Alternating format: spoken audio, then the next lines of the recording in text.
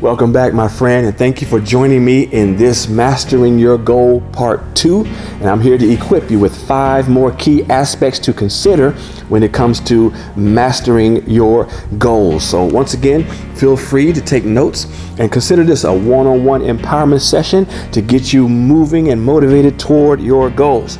Amen. I know you're ready to start because you want to get out there and pursue and achieve your goals. Our verse to start off is Philippians 3:13. Brethren, I count not myself to have apprehended, but this one thing I do, forgetting those things which are behind and reaching forth unto those things which are before.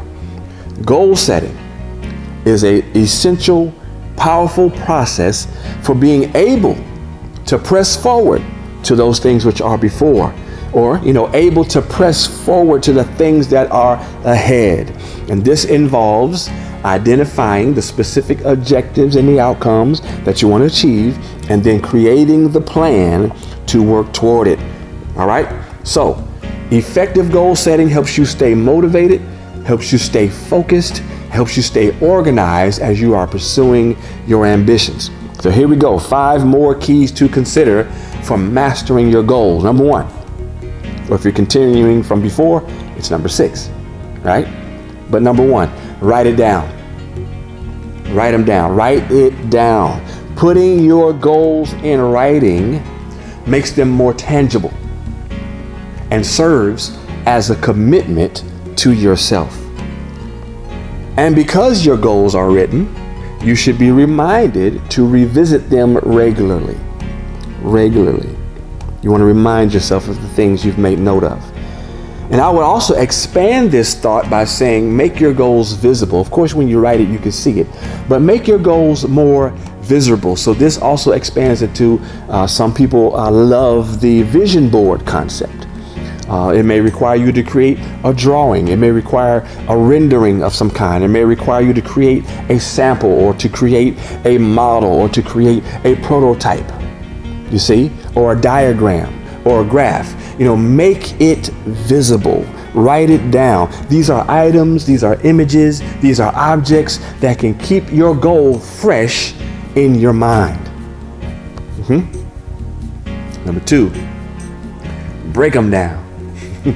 Break them down. So we went from writing them down to now breaking them down. In other words, divide larger goals into smaller, more manageable steps or phases. Sometimes you have to break it down. This makes the process less overwhelming, and it allows for incremental increase or progress. I use this particular key heavily during a recent construction project that I was overseeing. And yes, there was the one big goal of building a new facility, but it had to be broken down into other smaller manageable phases, like the clearing of the land, and then the laying of the foundation, and certain steps had to go in a certain order to finally get to achieving the overall big goal. So avoid overloading yourself. Okay? Avoid overloading yourself. While it is good to be ambitious and to really go all out, and I'm not saying to slack in any way, but setting too many goals at once can cause you to be overwhelmed. Focus on a manageable number of goals to maintain your effectiveness. See, that's the key. That's why you don't want to do too much at once. You want to do a manageable number so that you can maintain your effectiveness and prevent burnout. Number 3, prioritize. Prioritize. Not all goals are equally important. Prioritize your goals based on their significance and their impact in your life. Identify your most critical goals. Focus your time and your energy on them. And so this helps to prevent you from spreading yourself too thin and burning out before you get to the more urgent and important matters. Number 4, staying flexible. Staying flexible. Be open to adjusting your goals as circumstances change or as you gain new insights. So sometimes you may need to adapt your goals to new information or to unexpected challenges. I mentioned our construction project that I was overseeing. And during the height of the pandemic years, with all of the shutdowns and then all of the breaks in the supply chain, I had to rely on this key, right, of being flexible. I had to make adjustments because all of this was what? Unexpected changes to a plan that we had already set in motion. So incorporate balance. Incorporate balance. Consider balance between the different aspects of your life when you are setting your goals. Understanding that different aspects of your life may overlap into certain things, and you may have certain changes that take place. Okay? I had to deal with the failing health of a dear loved one, and had to incorporate taking care of them in certain aspects, right? So sometimes you have these other things that come even in the midst of you achieving or going after your goal. So strive for a well-rounded approach that addresses the various areas of work and family and health and personal growth as you are still pressing forward toward the mark, the prize, the big dream, the big goal. And number 5, track progress.